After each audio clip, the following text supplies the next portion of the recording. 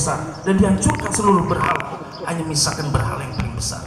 Ini untuk memberikan pencerahan kepada masyarakat Babilonia bahwa semua berhala yang mereka sembah itu tidak bisa mendatangkan manfaat dan juga madarat walau sedikit pun.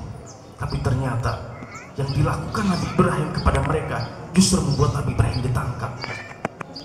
Dan tahukah kita, ketika Nabi Ibrahim berdakwah di Babilonia, dia menjadi public enemy nomor satu di masyarakat Babilonia. Dan akhirnya Namrud memberikan vonis kepada Nabi Ibrahim berupa dibakar hidup-hidup. Dan ada satu strategi yang dilakukan oleh Namrud ketika dia akan membakar Nabi Ibrahim alaihissalam. Namrud mengetahui bahwa seluruh masyarakat Babilonia itu sangat membenci Nabi Ibrahim. Maka Namrud ingin mengumpulkan kebencian ini menjadi kolektif.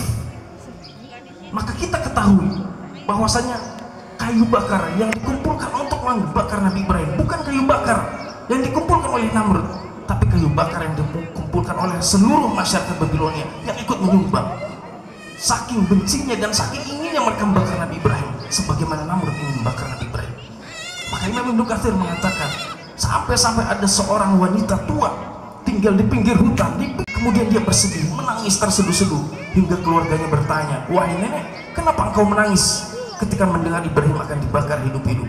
Maka nenek ini berkata, "Bukan karena butaku yang buatku nangis, bukan karena Ibrahim akan dibakar yang buatku bersedih, tapi karena kondisi butaku ini sehingga aku tidak bisa ikut menyumbang kayu bakar untuk aku berikan kepada Namrud untuk dibakar kepada Nabi Ibrahim." Sampai segitunya. Maka kok kita perhatikan kayu bakar yang digunakan untuk bakar Nabi Ibrahim itu tersusun tinggi. Saking tingginya Ibrahim harus dinaikkan di atas manjanik ketapel raksasa, ditarik lalu dilempar, diletakkan di bagian atas. Dan tahukah kita kenapa Namrud membakar Nabi Ibrahim itu dari bawah bukan dari atas? Karena Namrud ingin mendengar permohonan maaf dari Ibrahim alaihissalam. Disangka Ibrahim akan merasa bersalah dan ketakutan ketika melihat bara api yang begitu besar, asapnya yang begitu pekat. Dan tahukah kita, ketika Namrud membakar Nabi Ibrahim, orang-orang masyarakat Babilonia bertepuk tangan, bersuka cita. Disangkanya hari itu adalah hari raya bagi mereka ketika mereka melihat public enemy nomor satu mereka dibakar hidup-hidup oleh masyarakat Babilonia. Sampai segitunya. Makanya sampai Imam Ibnu Katsir mengatakan kalau seandainya ada seekor burung saja yang lewat di atas asap api yang membakar Nabi Ibrahim, maka niscaya burung itu akan menjadi gosong dan matang karena saking pekatnya asap yang membakar Nabi Ibrahim. Maka ikhwatillah rahimakumullah, perhatikan bagaimana Khalilur Rahman ketika beliau berdakwah di Babilonia tidak ada satupun yang peduli. Tidak, bahkan ketika beliau akan dihukum vonis tidak ada satu-satunya yang menggigit jari, menggigit dalam kesedihan, hanyalah istrinya Sarah. Makanya ketika Nabi Ibrahim berada di atas tumpukan kayu, tidak ada yang bisa dikatakan oleh Nabi Ibrahim kecuali perkataan hasbunallahu wa ni'mal wakil, hasbunallahu wa ni'mal wakil. Cukup, hanya Allah lah yang mencukupkan kami, hanya Allah lah yang mencukupkan saya. Kenapa Nabi Ibrahim mengucapkan perkataan demikian? Karena Nabi Ibrahim tahu ketika Nabi Ibrahim dibakar nanti, meninggal nanti, tidak ada yang peduli kepadanya. Maka tidak ada yang bisa diucapkan oleh Nabi Ibrahim kecuali berangkat dari hati yang bersih, jiwa yang benar-benar suci. Lalu kemudian perkataan ini diabadikan melewati lorong-lorong sejarah sampai ribuan tahun, sampai pada kita pada hari ini. Ucapan ini membangkitkan orang-orang beriman yang mengucapkannya dengan ikhlas. Hasbunallahu wa ni'mal wakil. Ikhwafillah rahimakumullah, Nabi Ibrahim dibenci oleh masyarakat Babilonia seluruhnya, dari kota sampai desa-desanya. Seluruhnya satu negara Irak membenci Nabi Ibrahim. Tapi Nabi Ibrahim dibenci bukan karena akhlak. Nabi Ibrahim dibenci karena kebenaran yang disampaikan oleh beliau. Nabi Ibrahim itu adalah nabi yang paling lembut. Saking lembutnya Nabi Ibrahim itu sampai dikatakan nanti orang-orang yang meninggal sebelum balik itu akan bersama Nabi Ibrahim alaihissalam di akhirat kelak, dibimbing oleh Nabi Ibrahim alaihissalam. Dan itu pun meskipun Nabi Ibrahim adalah nabi yang paling lembut, manusia paling lembut setelah Rasulullah SAW, sampai Allah mengatakan inna Ibrahim al-awwal halim, sesungguhnya Nabi Ibrahim adalah orang yang paling lembut. Itu pun masih menjadikan Nabi Ibrahim sebagai musuh, bahkan public enemy nomor satu oleh masyarakat Babilonia.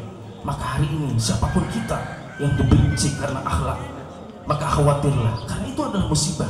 Tapi kalau kita dibenci karena kebenaran yang kita sampaikan, setelah kita berusaha dengan kata-kata yang manis, dengan senyuman, lemah lembut, menghormati, tidak gampang menghujat, tidak gampang memvonis, tapi itu pun masih menyebabkan kita dibenci karena kebenaran yang kita sampaikan, maka berbahagialah. Itu adalah anugerah yang Allah berikan kepada kita.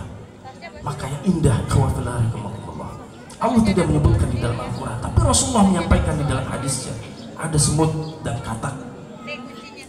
Kemudian ketika orang-orang masyarakat Babilonia telah bubar dan ini menyaksikan Nabi Ibrahim yang dibakar hidup-hidup, maka ratu semut ini mengatakan kepada pasukannya, ayo ambil air, kita padamkan api. Sesungguhnya Ibrahim adalah nabinya Allah Subhanahu wa Ta'ala.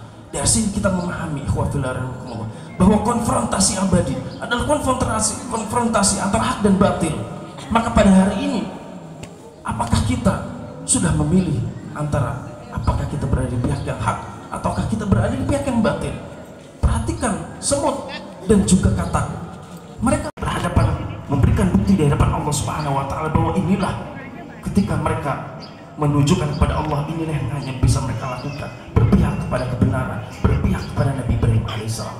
Maka hari ini pelajaran penting dari kisah Nabi Ibrahim yang pertama adalah ketika kita hari ini berada di bawah takbir, sudahkah kita menyampaikan kebenaran? Dan ketika kita menyampaikan kebenaran, sudahkah kita menyampaikan kebenaran tersebut dengan menggunakan akhlak yang baik?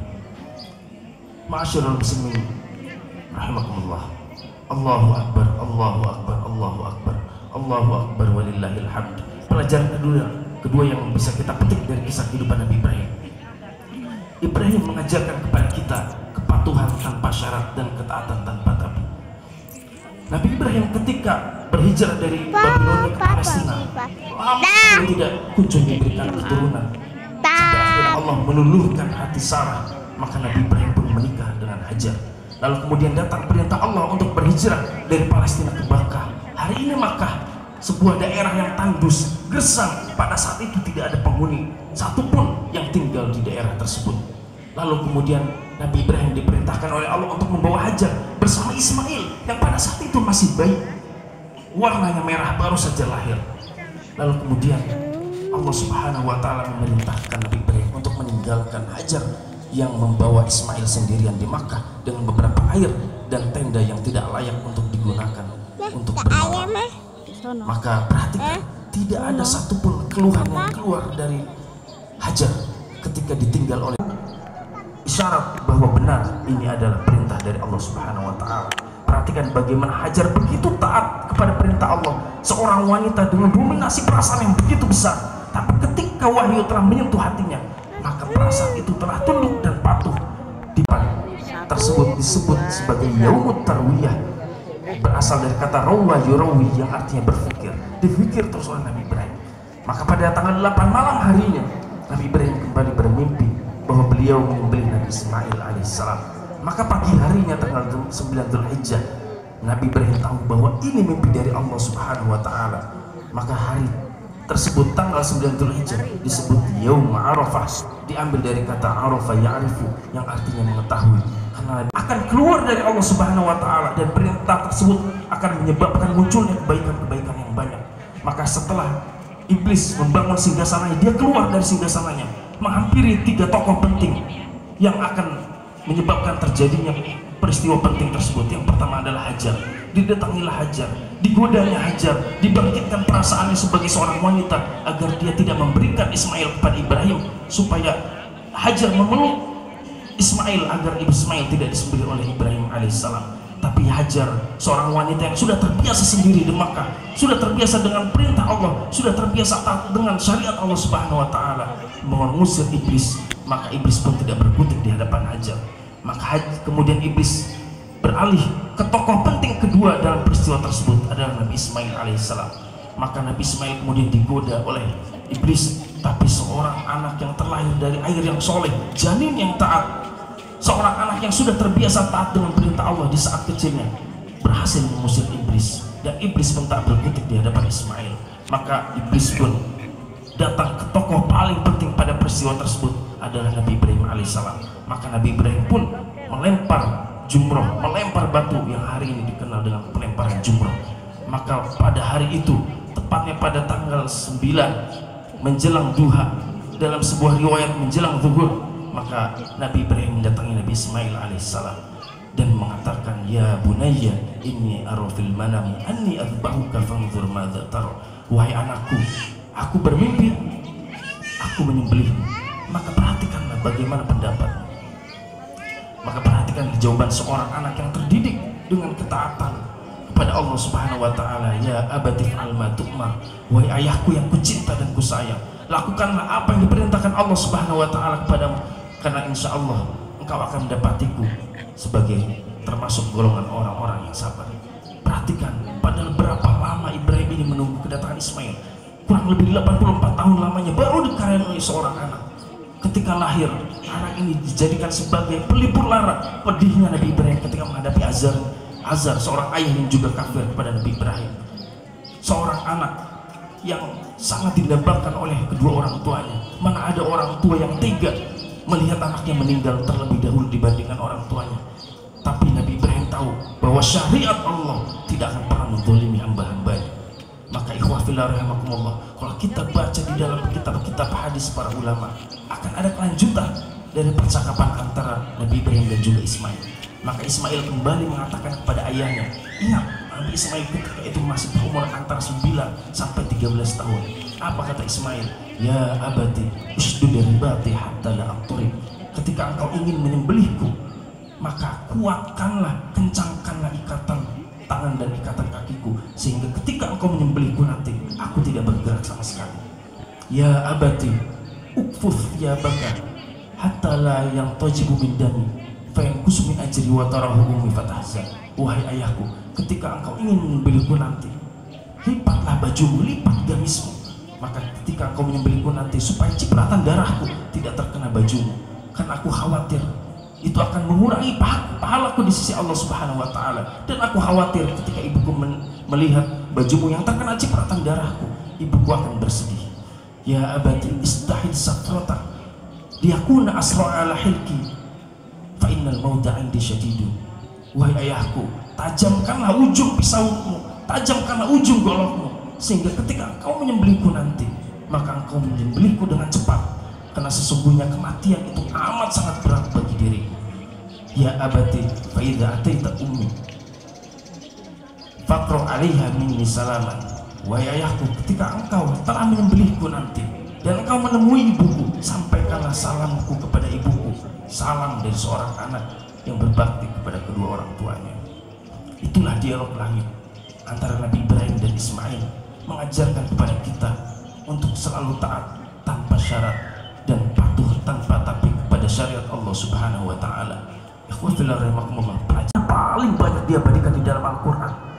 Bukankah Rabbi habli minas solihin ada doanya Nabi Ibrahim?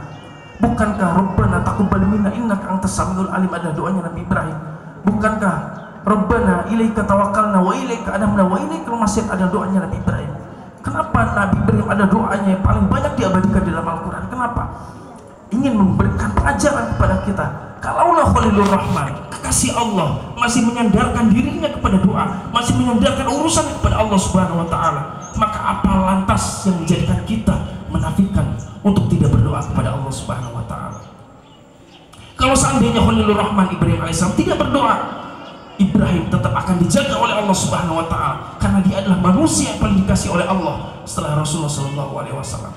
Tapi buktinya Nabi Ibrahim tetap mengetuk pintu-pintu langit. Nabi Ibrahim tetap menyandarkan harapannya di depan pintu-pintu langit Allah Subhanahu wa taala, tetap menggantungkan dirinya kepada Allah Subhanahu wa taala. Maka berdoalah ikhwah fillah rahimakumullah. Karena siapapun yang tidak berdoa kepada Allah, maka Allah akan murka kepada orang tersebut. Rasulullah pernah bersabda, "Man lam yas'alillah yaghdab 'alaihi." Orang yang tidak pernah berdoa kepada Allah, meminta kepada Allah, maka Allah akan murka kepada orang tersebut. Berdoalah. Doakan saudara-saudara kita yang hari ini berada di Palestina, yang hari ini berada di Gaza, yang hari ini berada di Rafah. Berdoalah, doakan saudara-saudara kita yang hari ini mereka memendam begitu sakit, perasaan yang begitu pedih ketika mereka hari ini tidak bisa berkumpul layaknya kita, penuh dengan kebahagiaan, penuh dengan kenikmatan, penuh dengan rasa syukur. Berdoalah. Mendoakan mursalin walhamdulillahirabbil alamin. Wassalamualaikum warahmatullahi wabarakatuh.